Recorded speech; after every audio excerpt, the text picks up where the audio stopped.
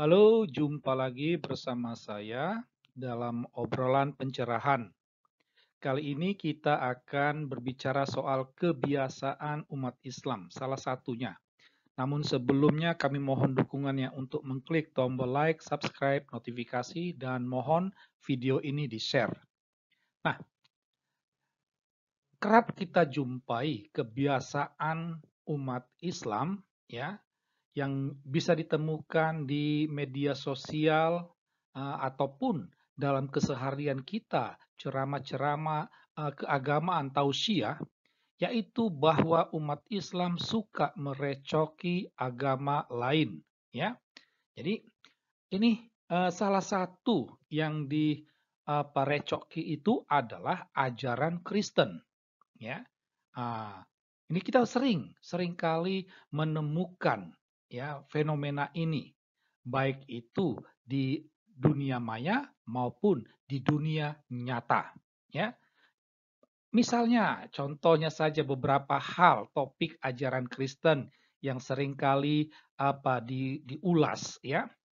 Misalnya soal Trinitas. Ya, mereka mengatakan bahwa Trinitas itu ajaran Kristen ini merupakan hasil kesepakatan manusia. Artinya itu hanya ciptaan manusia saja. Allah Allah itu ada tiga tetapi dibuat seolah-olah jadi satu. Ini hanyalah rekayasa manusia. Ya, demikian penjelasan mereka kepada umatnya, kepada pendengar di media sosial.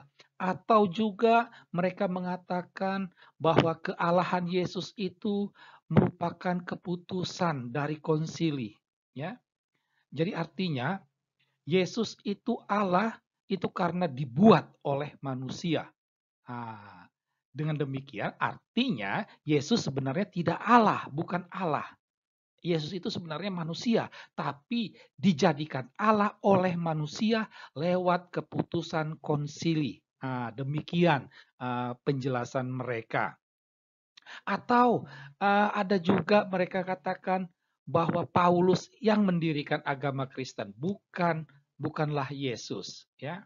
Nah, atau seperti yang cukup tren 2 tahun lalu, Ustadz Abdul Somad mengatakan bahwa dalam salib itu ada jin kafir dan lain sebagainya. Ya, nah, dan masih banyak contoh-contoh lain lagi. Ya, ini seringkali disampaikan di hadapan publik ya dengan tujuannya supaya umat Islam semakin mencintai keislamannya dan menyatakan bahwa ajaran Kristen itu salah, ajaran Kristen itu tidak benar ya.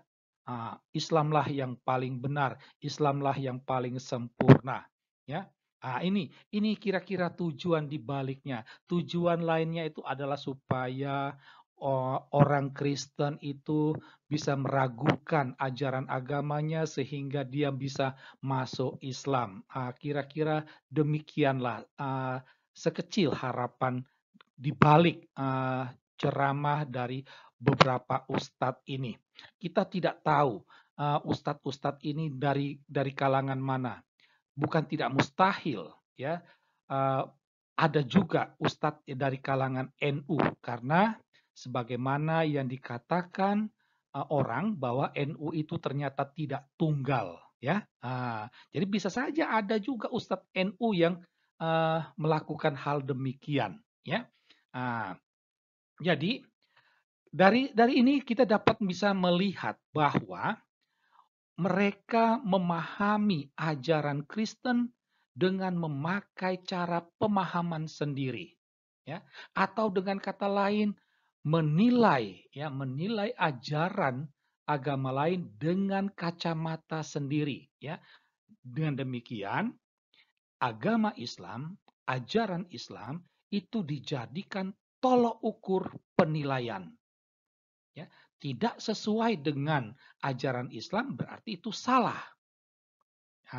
Seringkali terjadi begini ya. Sehingga sehingga Kalau tidak sesuai dengan apa Islam berarti salah itu. Ah, jadi dari sini tampak sudah ketahuan di mana letak kesalahannya, ya. Nah,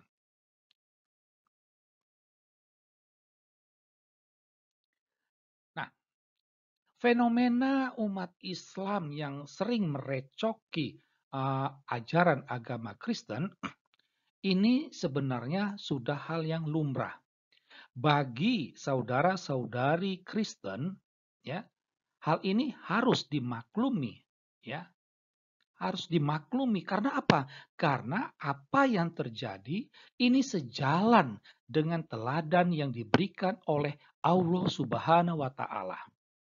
Nah, jadi ya dengan merecoki ya umat Islam dengan merecoki ajaran agama Kristen itu berarti mereka sudah mengikuti teladan Allahnya, ya.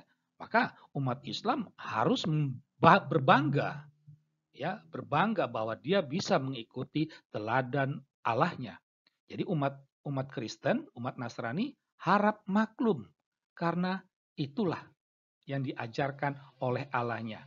Mengapa? Kalau kita membaca Al-Quran, kita dapat menemukan uh, sikap atau karakter Allah yang suka merecoki ajaran agama lain. Ya, jadi misalnya uh, mempersoalkan istilah anak Allah atau kekasih Allah, atau mempersoalkan pernyataan Allah mempunyai anak. Bagaimana mungkin Allah tidak punya istri? Di sini kita ingat pernyataan Habib Rizik. Allah melahirkan, siapa bidannya? Kan dia sama berarti ya, itu. Atau persoalan memikul dosa orang lain, atau Yesus tidak mati di kayu salib, dan masih banyak, ya, masih banyak contoh-contoh lainnya, ya. Jadi ini dilakukan oleh Allah, ya. Dilakukan oleh Allah Subhanahu wa taala. Nah, bagi orang Kristen ketika membaca ayat-ayat yang di mana Allah Islam ini mempersoalkan hal-hal ini, maka dapat kesimpulannya adalah Allah gagal paham, ya. Itu Allah tidak tidak paham apa makna anak Allah, apa makna kekasih Allah, apa arti dari Allah mempunyai anak. Allah Subhanahu wa taala dapat dipastikan dia tidak paham. Karena tidak paham, dia komentar membuat hal ini menjadi ya kesannya jadi Allah itu tampil bodoh, ya. Allah menjadi sepertinya kurang bijaksana. Nah, inilah yang terjadi, ya kan? Gitu.